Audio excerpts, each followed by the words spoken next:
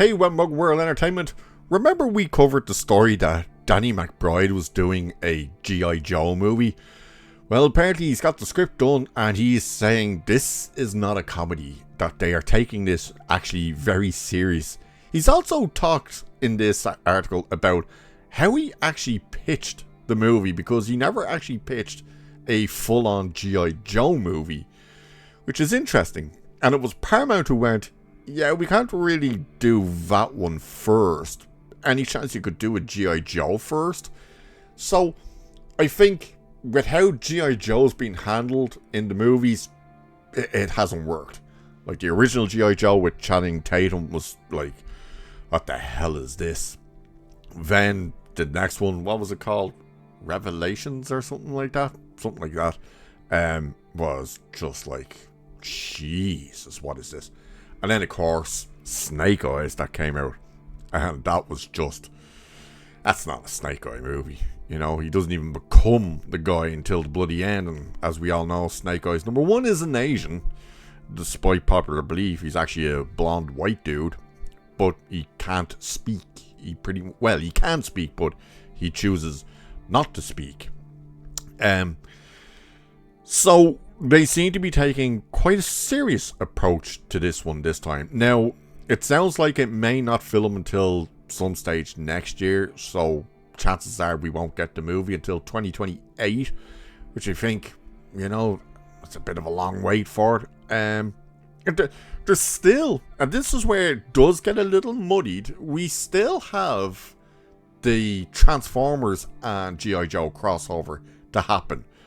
But while that's meant to be happening and they're trying to work on that, we now have Danny McBride doing a standalone, normal relaunch, reboot, whatever for G.I. Joe on the big screen. But we also have people over here on this side doing the same thing with new Transformers movies. But they're still at some stage to meet up to be the continuation from Rise of the Beasts? That was the last Transformers. That's what it was called, wasn't it? Rise of the Beasts. We'll have a look at this because, again, I do think it's interesting what he says about it. So, it's saying Danny McBride's G.I. Joe movie is real, the script is done, and it sounds exactly like the film we told you Paramount wanted all along. So, speaking to Josh Horowitz, McBride confirmed he has finished writing the new G.I. Joe movie and that Paramount could have cameras rolling as soon as next year. So, again, if it was to come out next year, that would have to be one hell of a turnaround. That also being said, if the script is done, now, of course, they would look at it and say, we like this or we hate this, rewrite the whole thing. But if they like it, of course, they go, we like this, here's a few changes here and there we could do with, but you know what I mean. So, what he said, and I'll read all of his statements first.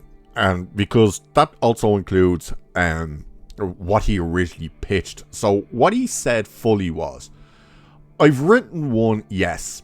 I'm stoked about it. I'm really fired up about the script. Paramount seems fired up about it. So hopefully we're shooting it next year. I had an idea for a Dreadnoks movie. And I went to Paramount and pitched it. And they were like, well, the franchise kind of needs to be launched, so we can't come out with a Dreadnoks movie. Would you have an angle for a G.I. Joe proper? And I was like, hell yeah. And he also said, we cracked something that we really love a lot, and it's, you know, weirdly it grounds G.I. Joe. It's not a comedy. It's like kind of suspense and action, and yeah, I think it's going to be a lot of fun, he said.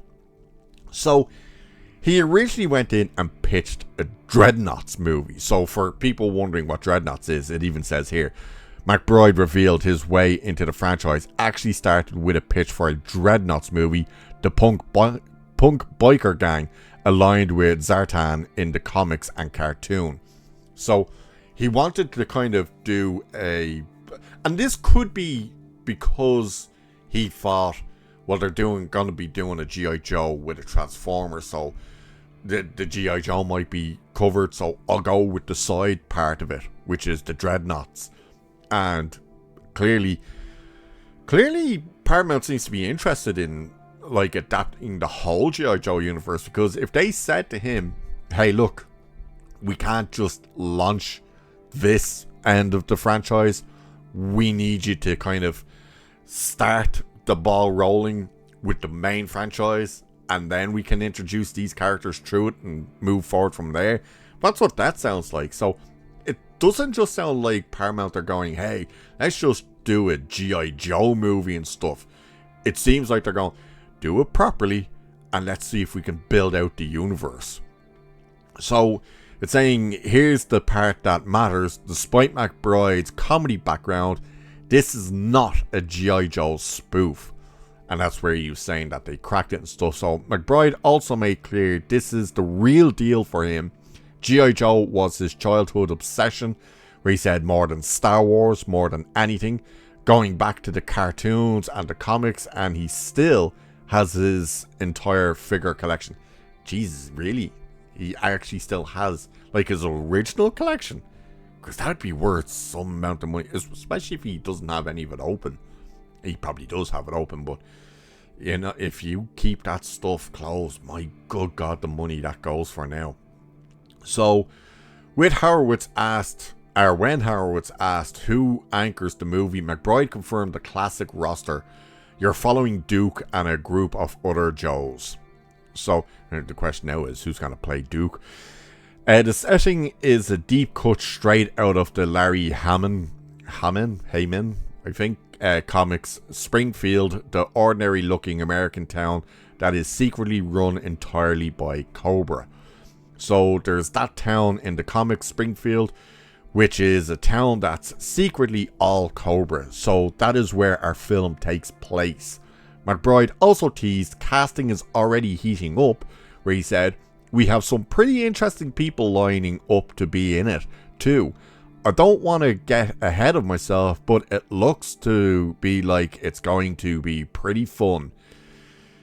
Now, Duke is normally kind of blondish, strawberry blonde, but there's one name I think we could all agree could make a really badass Duke.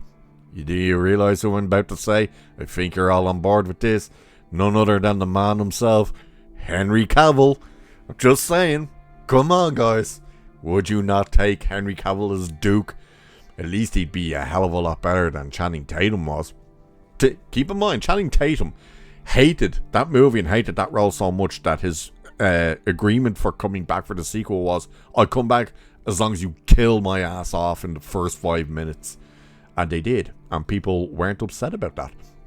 So it's very, very interesting that they are approaching this with an actual serious take on it, which is what you need and what you want. Obviously, there will be levity in it. There always is. But it's not just going to be this kind of dumb...